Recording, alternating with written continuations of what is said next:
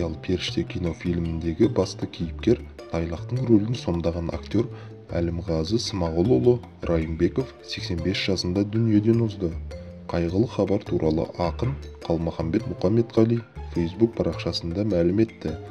Бақыл болыңыз, Тайлақ қазақ өнерінің тақиялы періштесі атанған Әлімғазы ақсақалға уақыт болыпты, деп жазған ол. Әлімғазы Смағұлұлы 1936 жылы 1 желтоқсанда Алматы облысында туған.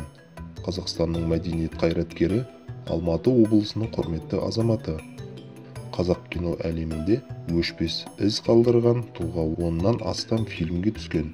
Оның ішінде Ән қанатында, Қиялы кезең, Көгілдір такси, Қан мен тер, Тақиялы періште сынды танымал кинотуындыларды атап өтуге болады. Әсіресе 1968 жылы түсірілген Шәкен Аймановтың танымал кинокомедиясы Тақиялы періштедегі Тайлақтың рөлі арқылы көрермен қауымға етене таныс.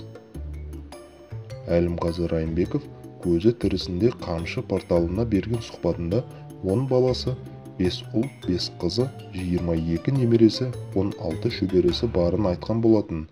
Тақиялы періштедегі Тайлақтың рөлін сомдап жүрген кезде Әлімғазы Райымбеков жүргізуші болып жұмыс істеп жүрген екен. Ол кезде мен жүргізуші болдым. К700 тракторын айдадым. Содан кейін 10 жыл кинода жүрдім.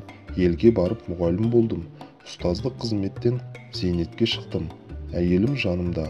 10 балам, 5 ұл, 5 қыз, 22 немерем, 16 шөберем бар, деген еді Әлімғазы Райымбеков. Ақсақал сұхбат барысында өмірдің мәні туралы айтып кеткен екен. Адам болып өмірге келген соң, адам болып өт. Ол үшін білім ал, тарихыңды біл, салт дәстүріңді сақта. Кеше совет тұсында жастарымыз тегін оқыды, бірақ алған білімдері теңіздей еді. Бүгін әкелері ақшасын төлеп жатса да ақтамайды. Дипломын алса болды.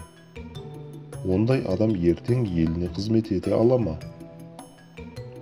Мынадай бір әзіл әңгіме бар екен.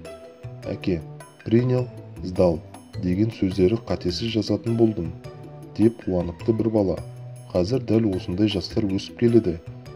Күрсінесің, амалың жоқ, деген еді қазақтың тақиялы періштесі.